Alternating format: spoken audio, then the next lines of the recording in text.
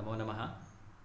आज हम संस्कृत सामान्यम दूर्वा कक्षा 10 के चतुर्थ पाठ के सुभाषितानि के कुछ श्लोक हैं। उन श्लोकों को आज मैं आपको पढ़ाऊंगा। इसके पहले मैंने आपको प्रथम श्लोक, द्वितीय श्लोक, तृतीय एवं चतुर्थ श्लोक के वीडियो बना दिया हूं। आप मेरे चैनल में जा कर के उसे देख सकते हैं। आज मैं आपको 5वां श्लोक, 7वां श्लोक और 9वां श्लोक पढ़ाऊंगा। 3 श्लोक पढ़ाऊंगा। तो यहाँ हम देखेंगे, सबसे पहले है गुण प्रशंसा। गुण की प्रशंसा की गई है। गुण की प्रशंसा किस प्रकार से की गई है? अगर व्यक्ति गुणी है उसकी प्रशंसा की गई है, बतलाया गया है। श्लोक है, हम सभी श्लोक को पढ़ेंगे। गुणाः कुर्वन्ति दूतत्वं दूरेऽपि वसतां सतां केतकी गन्धमाघ्राय स्वयमायान्ति षट्पदाः। ये श्लोक हुआ। इसके बाद हम पदच्छेद करेंगे, पदच्छेद में पढ़ेंगे। पदच्छेद क्या है देखिए। पदच्छेद में लिखा है गुणाः कुर्वन्ति दूतत्वं दूरे अपि वसतां सतां केतकी गंधम आघ्राय स्वयं आयान्ति षट्पदाः। पदच्छेद हुआ। पदच्छेद के बाद हमें अन्वय करना है।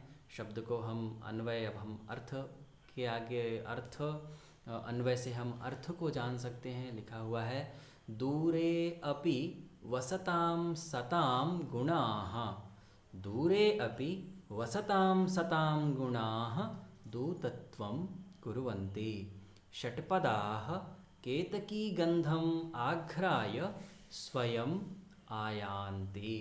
इसके बाद देखिए पद परिचय है। सभी पदों का परिचय यहाँ बतलाया गया है। शब्द है, शब्दच्छेद है और उसका अर्थ है। सबसे पहला शब्द है दूरे। दूरे, दूरे शब्द कैसा है? दूर शब्द है, अकारांत शब्द है, नपुंसक लिंग है, सप्तमी विभक्ति, एक वचन में रूप बनता है दूरे, जिसका अर्थ है दूर में। दूसरा शब्द है अपि। अपि अव्यय शब्द है जिसका अर्थ है भी। वसताम, वस धातु है, क्ता प्रत्यय है, क्ता प्रत्यय है, षष्ठी विभक्ति बहुवचन में रूप बनता है वसताम, रहते हुए। सताम, सत तकारांत पुल्लिंग, षष्ठी विभक्ति बहुवचनम, इसमें रूप बनता है सताम। सत शब्द है, तकारांत शब्द है, पुल्लिंग है, षष्ठी विभक्ति बहुवचन में रूप बनता है सताम। इसका अर्थ है सज्जनों के। गुणाः, गुण अकारांत पुल्लिंग प्रथमा विभक्ति बहुवचने रूपम भवति गुणाः, जिसका अर्थ है गुण। दूतत्वम, दूत प्लस त्वम, दूत प्लस त्वा प्रत्यय। दूत शब्द से त्वा प्रत्यय होता है, नपुंसकलिंग प्रथमा विभक्ति, एक वचन में रूप बनता है दूतत्वम, दूतत्वे, दूतत्वानि, इस प्रकार से रूप चलेंगे इसके। तो दूतत्वम एक वचन में है।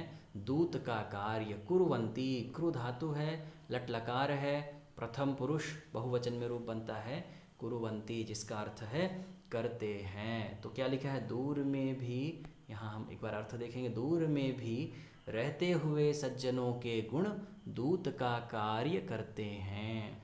स्पष्ट हुआ? आगे चलते हैं। षट्पदाः, षट्पद अकारांत पुल्लिंग प्रथमा विभक्ति बहुवचनम भंवरे। षट्पदाः यानी भंवरे। केतकी गंधम, केतकी गंध अकारांत पुल्लिंग द्वितीया विभक्ति एक वचने रूपम भवति केतकी गंधम। अर्थ क्या है? केवड़े के फूल की सुगंध को, केवड़े के फूल की सुगंध को, भंवरे केवड़े के फूल की सुगंध को। आघ्राय, आंग उपसर्ग है, आंग उपसर्ग है, घ्रा धातु है और ल्यप प्रत्यय है। सूंघ कर, जिसका अर्थ है सूंघ कर। स्वयं अव्यय पद है जिसका अर्थ है स्वयं ही।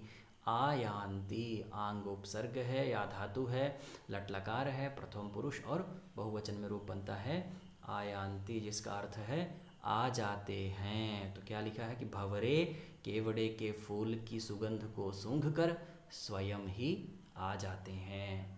अगला देखिए, भावावबोधनम है। प्रश्नों के माध्यम से हम भाव को समझेंगे। प्रश्न है के दूतत्वं कुर्वन्ति। तो उत्तरम है के, के दूतत्वं कुर्वन्ति? गुणाः दूतत्वं कुर्वन्ति। पुनः प्रश्नः, गुणाः किं कुर्वन्ति? तो गुणाः किं कुर्वन्ति? दूतत्वं कुर्वन्ति। प्रश्नः है, केतकी गंधम आघ्राय के स्वयं आयान्ति? तो उत्तरम है, केतकी गंधम आघ्राय षट्पदाः स्वयं आयान्ति। आगे हम भावार्थ देखेंगे। संस्कृत में लिखा हुआ भावार्थ है, सज्जनाः दूरे अपि वासं कुर्वन्ति तथापि तेषां गुणाः दूतस्य कार्याणि कुर्वन्ति। सज्जनाः दूरे अपि वासं कुर्वन्ति तथापि तेषां गुणाः दूतस्य कार्याणि कुर्वन्ति। यथा केतकी गन्धं दूरे भवति तथापि भ्रमराः तस्य गन्धम् आघ्राय स्वयं केतकी गन्धस्य समीपम् आगच्छन्ति। तथैव सज्जनानां गुणान् श्रुत्वा जनाः स्वयमेव तेषां समीपम आयान्ति। इसका भावार्थ हुआ। आगे हम हिंदी अर्थ देखेंगे। क्या लिखा है देखिए, सज्जन व्यक्ति दूर रहते हैं फिर भी उनके गुण दूत का कार्य करते हैं। जैसे केवड़े का फूल दूर रहता है परंतु उसकी सुगंध को सूंघकर भ्रमर उसके पास आ ही जाते हैं, उसी प्रकार सज्जन व्यक्तियों के गुणों को सुनकर लोग भी उनके पास आ ही जाते हैं। इस प्रकार से इस श्लोक का अर्थ हुआ। एक बार हम फिर से इस श्लोक को पढ़ेंगे। गुणाः कुर्वन्ति दूतत्वं दूरेऽपि वसतां सतां केतकी गन्धमाघ्राय स्वयमायान्ति षट्पदाः। आगे देखिए, अगला श्लोक है क्षमा। क्षमा के विषय में बतलाया गया है कि क्षमा किस प्रकार से श्रेष्ठ है। क्या लिखा है, पढ़ेंगे।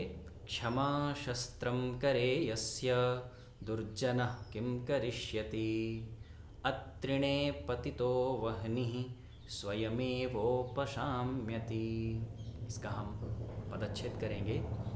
क्षमा शस्त्रं करे यस्य दुर्जनः किं करिष्यति अत्रिणे पतितः वह्निः स्वयं एव उपशाम्यति। पदच्छेद हुआ। इसका हम अन्वय देखेंगे। यस्य करे क्षमा शस्त्रम विद्यते, ये जो कोष्टक में है ये शब्द हमने अध्याहार किया है, वो शब्द हमने व्याकरण से ले लिया है। अर्थ को अच्छा करने के लिए, अर्थ को स्पष्ट करने के लिए ये शब्द यहाँ लिया गया है। क्या लिखा है, यस्य करे क्षमा शस्त्रम विद्यते, तस्य, ये शब्द भी अध्याहार किया गया है, लाया गया है। दुर्जनः किं करिष्यति, यस्य करे क्षमा शस्त्रं विद्यते तस्य दुर्जनः किं करिष्यति यथा अत्रिणे पतितः वह्निः स्वयं एव उपसाम्यति। आगे देखते हैं। पद परिचय है, पद परिचय समझेंगे। लिखा हुआ है, यस्य यद दकारांत सर्वनाम पुल्लिंग षष्ठी विभक्ति एक वचने रूपम भवति यस्य। तो इसका अर्थ क्या है, जिसके, करे कर अकारांत पुल्लिंग सप्तमी विभक्ति एक वचने रूपम भवति करे, इसका अर्थ है हाथ में। क्षमा शस्त्र अकारांत नपुंसकलिंग प्रथमा विभक्ति एक वचने रूपम भवति क्षमा शस्त्रम, जिसका अर्थ है क्षमा रूपी शस्त्र। विद्यते, विद धातु है, आत्मनेपदी धातु है, लट लकार प्रथम पुरुष एक वचन में रूप है। विद्यते, विद्येते, विद्यन्ते, इस तरह से रूप चलते हैं। यहाँ इसका अर्थ है। तस्य तद दकारांत सर्वनाम पुल्लिंग षष्ठी विभक्ति एक वचने रूपम भवति तस्य तयोः तेषाम, जिसका अर्थ है उसका। दुर्जनः, दुर्जन अकारांत पुल्लिंग प्रथमा विभक्ति एक वचने रूपम भवति दुर्जनः, दुर्जनौ, दुर्जनाः, इस तरह से रूप चलते हैं। तो एक वचन में रूप होता है दुर्जनः दुष्ट व्यक्ति भी किम अव्यय पदम क्या करिष्यति कृ धातु है लट लकार है प्रथम पुरुष एक वचन में रूप बनता है करिष्यति करेगा क्या करेगा अर्थ एक बार हम देखेंगे देखिए अर्थ भी इससे हमारा स्पष्ट होता है जिसके हाथ में क्षमा रूपी शस्त्र है उसका दुष्ट व्यक्ति भी क्या करेगा जिसके हाथ में क्षमा रूपी शस्त्र है उसका दुष्ट व्यक्ति भी क्या करेगा। तो आगे भी शब्द हैं यथा अव्यय पदम जिसका अर्थ है जैसे अत्रिणे अत्रिण अकारांत पुल्लिंग सप्तमी विभक्ति एक वचन में रूप होता है अत्रिणे घास रहित स्थान में पतितः पत धातु है क्ता प्रत्यय है गिरी हुई वहनि इकारांत पुल्लिंग प्रथमा विभक्ति एक वचने रूपम भवति वह्निः इसका अर्थ है आग। स्वयं अव्यय पदम स्वयं एव अव्यय पदम ही उपशाम्यति उपसर्ग समधातु लट लकार प्रथम पुरुष एक वचन में रूप है उपशाम्यति शांत हो जाती है। अर्थ क्या देखिए जैसे घास रहित स्थान में गिरी हुई आग स्वयं ही शांत हो जाती है। आगे देखिए हम भावावबोधनम को समझेंगे। भावावबोधनम में कुछ प्रश्न है उन प्रश्नों को जब हम उनका उत्तर देखेंगे तो हमारा अर्थ और भी स्पष्ट हो जाएगा। क्या लिखा है प्रश्न कस्य करे क्षमा शस्त्रम विद्यते कस्य तो इसी तरह से उसका उत्तर भी होगा तस्य करे क्षमा शस्त्रम विद्यते कस्य करे क्षमा शस्त्रम विद्यते तस्य करे क्षमा शस्त्रम विद्यते। प्रश्न तस्य करे किम शस्त्रम विद्यते तो तस्य करे क्षमा शस्त्रम विद्यते। प्रश्न तस्य कः किम करिष्यति तो तस्य कः के स्थान में हो जाएगा दुर्जनः तस्य दुर्जनः किम करिष्यति। प्रश्न है कुत्र पतितः वह्निः स्वयं एव उपशाम्यति कहाँ गिरी हुई अग्नि स्वयं ही शांत हो जाएगी। तो क्या कह रहा है कुत्र अत्रिणे पतितः वह्निः स्वयं एव उपशाम्यति। आगे देखिए भावार्थ है क्या लिखा है यस्य करे क्षमारूपी शस्त्रम विद्यते तस्य दुर्जनः अपि किमपि यहाँ देखिए किमपि लिखा हुआ है